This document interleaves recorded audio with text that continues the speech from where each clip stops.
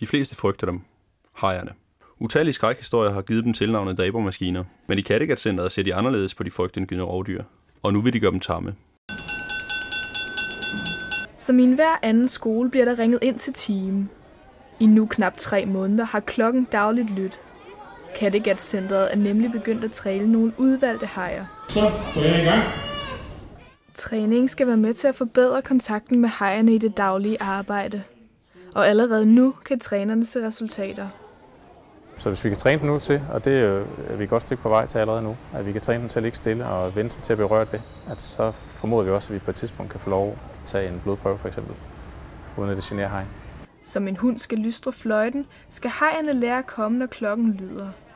Med lokkemad og kærtegn skal det instinktstyrede rovdyr begynde at vende sig til dyrepassernes berøring. Fiskene skæres i små stykker, så de kan få så mange gentagelser som muligt.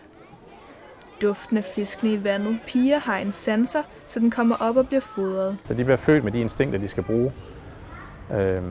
Så de arbejder meget på instinkt. Så det er sådan nogle ting, vi skal tænke på, når vi træner med dem. At bruge deres sanser til at lokke dem til, altså lyd og lugt. Nu har du fået godt fat i min foderpind, så nu skal jeg simpelthen få lov at få den igen, sådan.